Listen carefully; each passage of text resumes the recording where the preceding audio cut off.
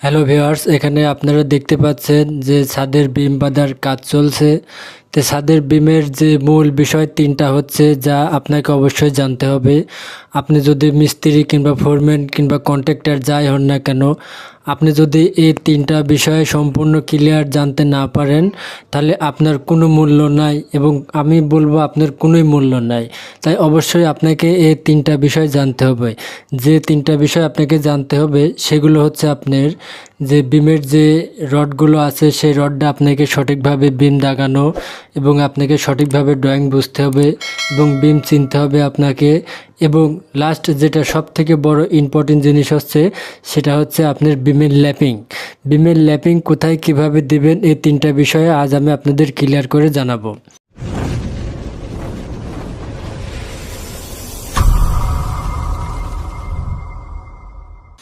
তো এখানে দেখতে পাচ্ছেন, এটা যে গ্যাপ দেখতে পাচ্ছেন আপনারা, এটা হচ্ছে সিঁড়ির গ্যাপ। তো এই সিঁড়ির গ্যাপের সাথে একটা বিম আপনারা দেখতে পাচ্ছেন, যে সিঁড়ির সাথে যে বিমটা, এই যেটা এখনও রিং পরানো হয় নাই, এবং তার পাশে যে একটা বিম গেছে, যে দেখতে পাচ্ছেন আপনারা বিম গেছে, এবং লাস্টে যে বিমটা আপনারা দেখতে পাচ্ছেন, এই বিমের বাইরে আর কোনো বিম নাই।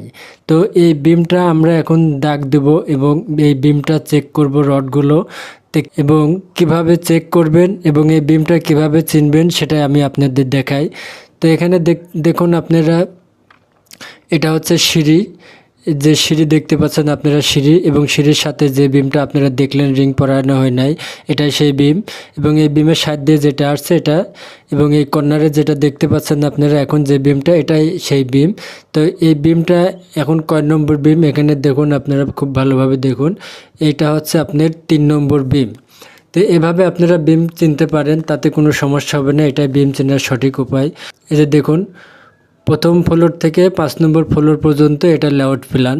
তো আপনারা লেআউট প্ল্যান এভাবে দেখে আপনারা বিম চিনতে পারেন, এবং আমি মনে করি এইভাবে বিমগুলো চেনার খুব সহজ এবং সঠিক উপায়। তো আমরা বিমটা চিনলাম, এবার আমরা যদি এই বিমের রডগুলো দেখি, তাহলে আমাদের বিমের যে রডের সেকশন আছে সেই সেকশনে যেতে হবে।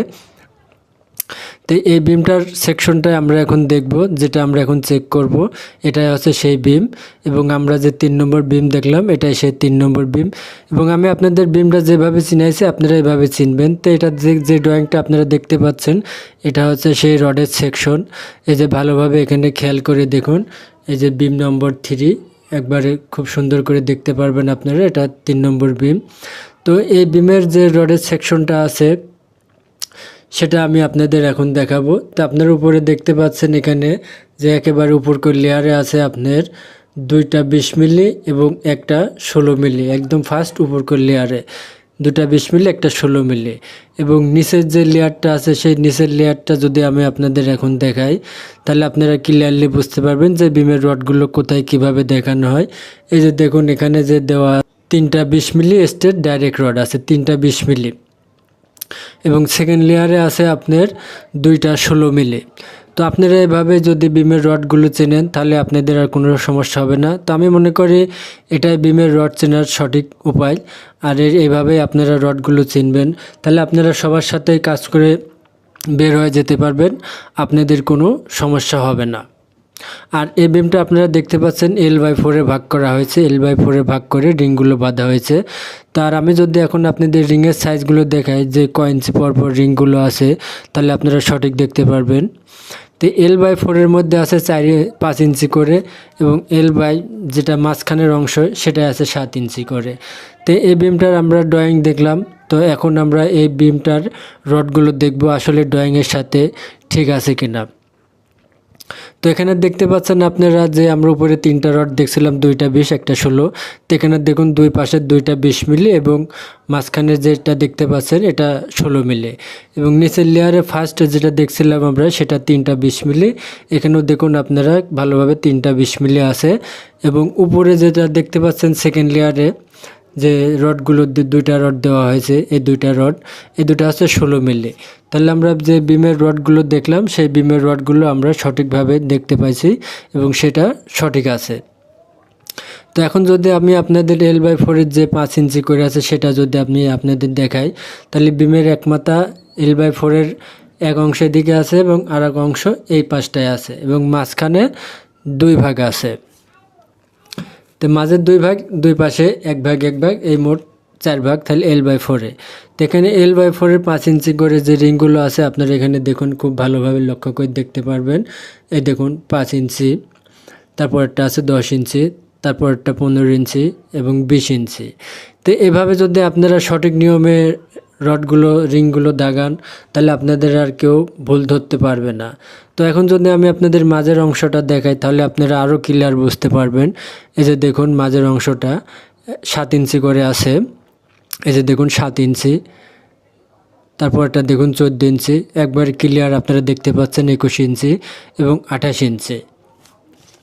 তো আমি মনে করি আপনারা যদি আমি যে নিয়মগুলো আপনাদের দেখাচ্ছি এই নিয়মগুলো মেনে যদি আর এই নিয়মগুলো সঠিকভাবে যদি কাজ করেন তাহলে আপনাদের আর কেউ কোনোখানে ঠেকাতে পারবে না। তো এখন আসুন আমরা যে ল্যাপিংয়ের যে বিষয়টা, মূল বিষয় হচ্ছে ল্যাপিং খুব থেকে ইম্পর্টেন্ট জিনিস। তখন আপনারা সামনে যে বিমটা দেখতে পাচ্ছেন মনে করেন এটা একটা বিম। তো এই বিমটায় কাজ করতে হলে আমাদের ল্যাপিংয়ের প্রয়োজন হবে। তো তাহলে আমরা ল্যাপিং কোথায় কিভাবে দেব? ল্যাপিং আপনার ইচ্ছা মতো যদি যে কোনো জায়গায় দিতে যান তাহলে কিন্তু সেটা সঠিক হবে না। ল্যাপিং দেওয়ারও কিছু নিয়ম কানুন আছে এবং সঠিক কিভাবে দেওয়া যায় সেটাই আমি আপনাদের এখন দেখাবো। তো এটা যেটা দেখছেন আপনাদের যদি এই উপরকর যে লেয়ারে যদি ল্যাপিং লাগে তাহলে আপনারা উপরকর লেয়ারের ল্যাপিং কোথায় দিবেন? তা আপনারা উপরকর লেয়ারের ল্যাপিংগুলো মাঝখানে দিতে পারেন এবং নিচের যে লেয়ারের যদি আপনাদের ল্যাপিং পড়ে সেই ল্যাপিংটা আপনারা কোথায় দিবেন? সেই ল্যাপিংটা আপনারা দিবেন কর্নারের যে L/4 আছে এই L/4 এর মাঝখানে। তো এই মাঝখানে L/4 এর মাঝখানে এবং বিমের মাঝখানে যে ল্যাপিংগুলো দিবেন এরও কারণ আছে। এর কারণটাও আমি আপনাদের এখন বলবো।